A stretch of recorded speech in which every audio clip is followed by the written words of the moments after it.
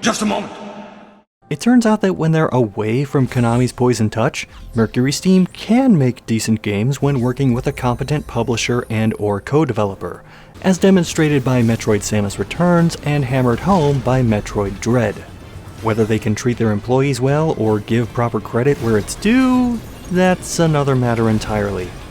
Yes, the once thought to be cancelled DS game is finally here, in Switch form. My original draft of this script was just me going,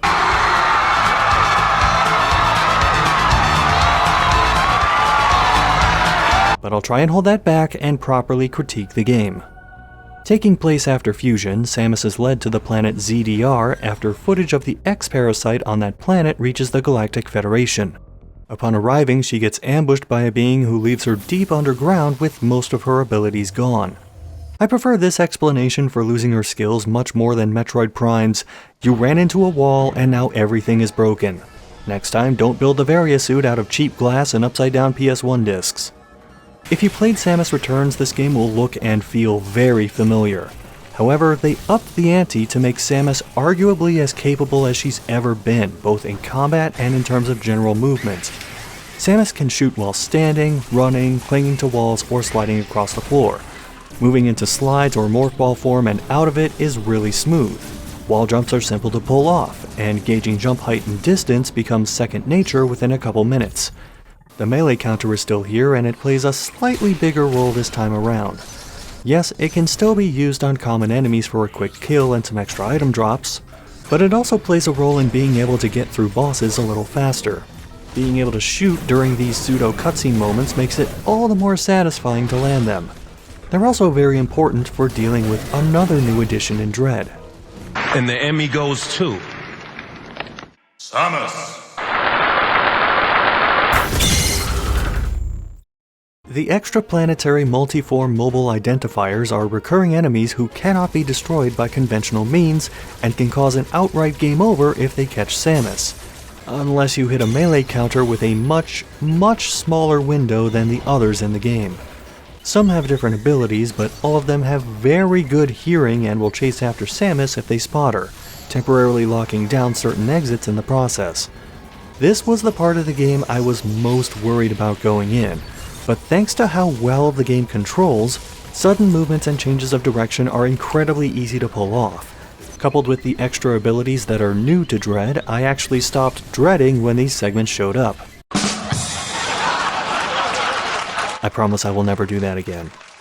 Much of the atmospheric touches from Samus Returns are here as well, like seeing creatures moving in the background, lava flowing, doors getting slammed near Samus when she walks by them, and it all works well, although when too much is going on, the game does drop frames here and there. It didn't affect my ability to get through the game, but it couldn't be ignored. While there is certainly some atmosphere to work with, it's not on the level of some other games in the series, and even though I enjoy seeing Samus being a badass who's been through it all and is locked in the bulk of the game, save for a few moments where she struggles with something I won't spoil, it does take away a bit from the eeriness of exploring an unknown planet full of who knows what. That said, I'll absolutely take this over doing the opposite with Samus. What are you planning to do with the Metroids here in Sector 0? Leave it to me. As someone who played more of the old-school Metroid games, some of the item progression choices messed with my head, like starting the game with missiles or how the morph ball is not one of the first items Samus finds. It's minor, but it's a little tweak to the Metroid formula I wound up appreciating.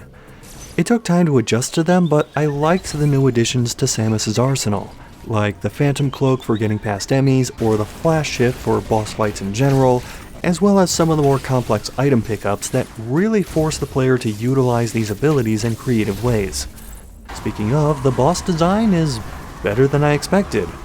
They can all deal massive amounts of damage with certain attacks, usually have more than one pattern, and almost all require more of the player than simply moving back and forth and shooting. That said, each boss is preceded by a cutscene that either indicates their weak points or makes clear what in the environment Samus needs to use to defeat them. It hits that middle ground of not being insultingly easy, but not being oppressively hard. Dying to a boss in Dread is more often due to not knowing what's coming, or not yet figuring out how to avoid or counter an attack, rather than anything that's outright player hostile. There's a definite margin of error in Dread, as I'm not exactly great at video games, and I was able to take down some bosses without using any melee counters, which tend to deal a lot of damage and greatly shorten these fights, or while blatantly missing an open weak point or using a less than suitable weapon multiple times. It's usually pretty easy to figure out where to go or what to do next, as most points of progression are very close to where key items are found or where enemy encounters end. The only time I really got stuck for an extended period of time was when I moved into an extremely hot area and passed by a tunnel leading to a dead end. I didn't have bombs at the time, so I didn't have much reason to go in the tunnel. This tunnel has breakaway blocks at the end of it which lead to the next boss fight. However, unlike David Jaffe, I'm not going to blame the game for my mistakes. It wasn't completely obvious, but I should have known to at least check and be sure, because that sort of exploration and experimentation has been a staple of Metroid games and Metroidvanias in general for 25 years. I tried to stay cautiously optimistic for Dread and keep my expectations in check, only for them to be quickly surpassed, and I couldn't be happier to say that. It's not often I like a game enough to go for 100% completion in it, but I did that with Dread right out of the gate, and then quickly started a second file to play through it again. It's telling that I went to write the script for this video, I was struggling to come up with things not to like about it. If Prime 4 is in the same universe as Dread from an overall quality standpoint, I'll be a very happy Metroid fan. Speaking of, how is Prime 4's development going anyway? No more questions.